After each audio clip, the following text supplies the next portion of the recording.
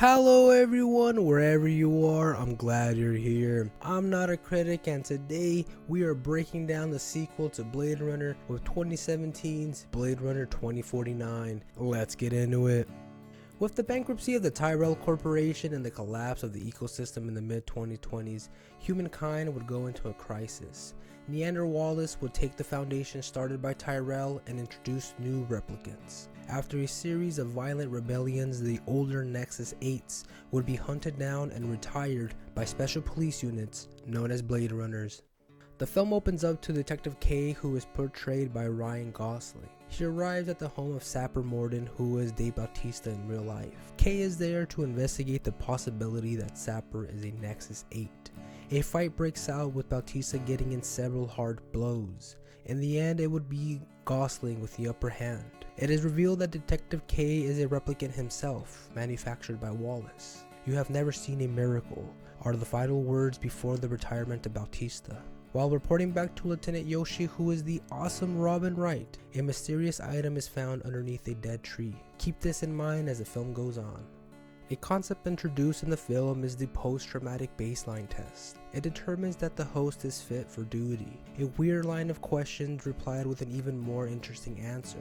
Soon after being cleared, Gosling arrives at his home. We, the audience, hear the voice of actress Ana de Armas, portraying Joey, his love interest. He would gift her a device that would give her freedom to move outside the confines of the apartment. The level of love for one another is quickly established with a trip to the roof. The mood will quickly change when Agent K is to report back to the police station for an update on the case.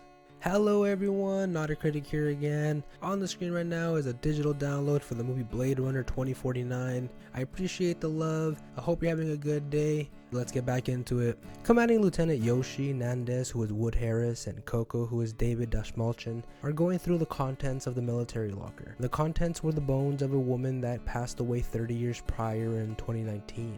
Death is determined to be the result of complications from childbirth. Further investigation would find a serial number etched to one of the bones. It was a replicant that gave birth. Nobody could know. The mission now is to find anyone linked to the child and retire them.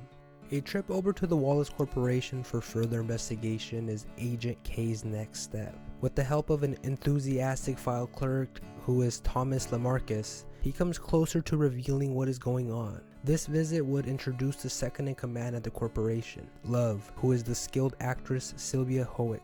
She is stern and cautious over the Blade Runner. Quickly, the interaction would solidify an unnerving feeling between the two that will present itself every time the characters meet. We get a throwback to the original Blade Runner when Agent K visits Gaff, Edward James Olmos. Gaff tells of how his old partner Detective Deckard preferred to work alone, that he was unique on how he conducted himself. He does not know where he resides at currently. The scene closes out with origami, which was present in the original Blade Runner.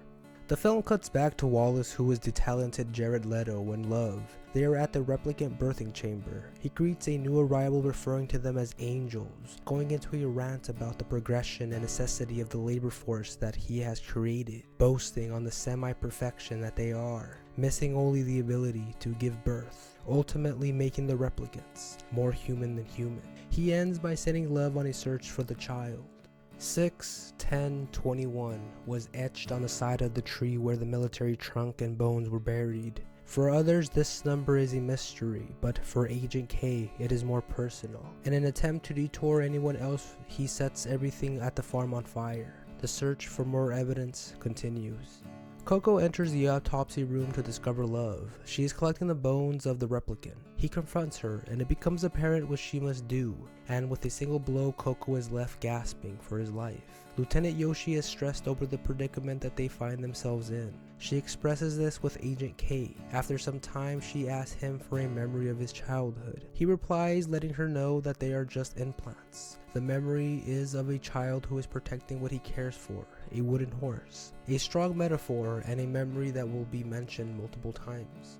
Further investigation needs to be done, so Agent K goes to the San Diego Waste Processing District, and after an attempted jacking, we discover that Love is keeping a strong surveillance on him. She knows that the best way to this mysterious child is through him. Mr. Cotton, who is Lennie James, is the head in charge of an orphanage. After some hesitation and harsh convincing, he informs Ryan that the information he is looking for is no longer available. What seems like a dead end becomes the biggest breakthrough. Ryan approaches a furnace at the dark corner and retrieves a wooden horse, the same wooden horse from his memory implants. The mood of the film is forever changed.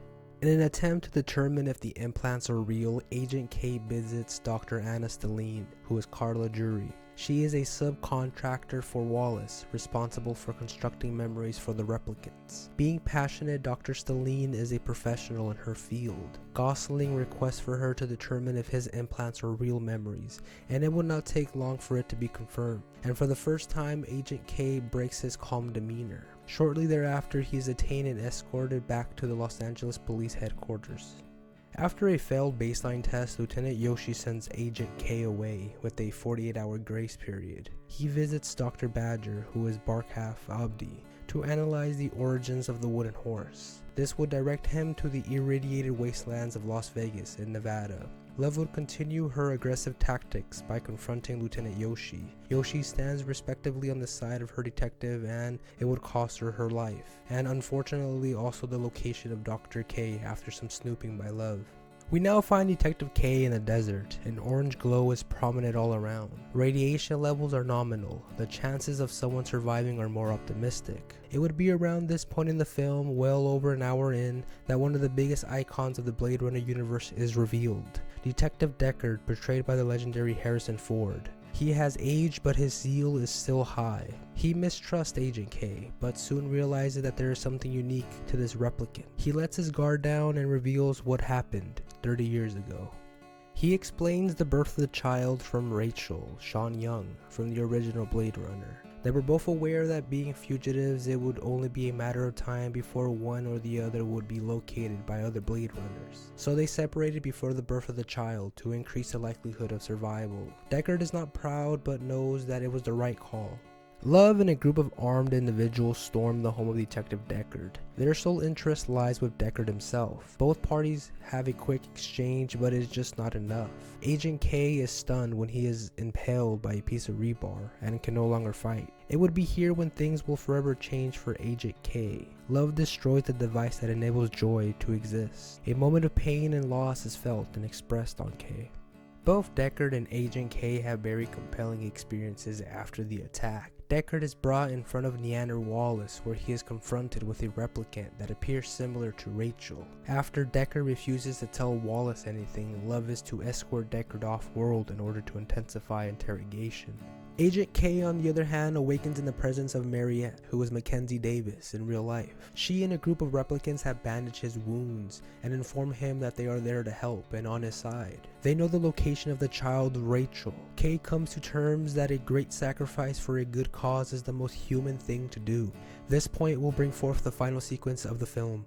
Love is traveling in a caravan with Deckard. He looks out the window to see a pair of headlights approaching. Next, the car on the right flank of the formation is hit and bursts into flame. More gunfire from the vehicle and the left flank goes down. The main car with Love and Deckard are peppered next, resulting in a rough emergency landing. Agent K begins to open fire once again, aiming to bring an end to Love. She will not go down without a fight and fires back with a couple of rounds from her weapon. Both replicants are fearless and engage with one another with heavy force. After a turning point, Agent K would come out on top, though severely wounded. He frees Deckard. The only thing to do now is to reunite Deckard with his daughter.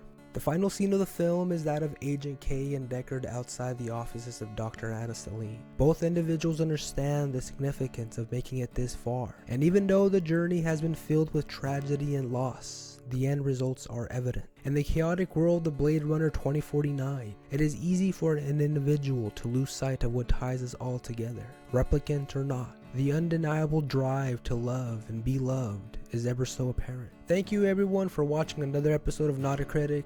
Mad love.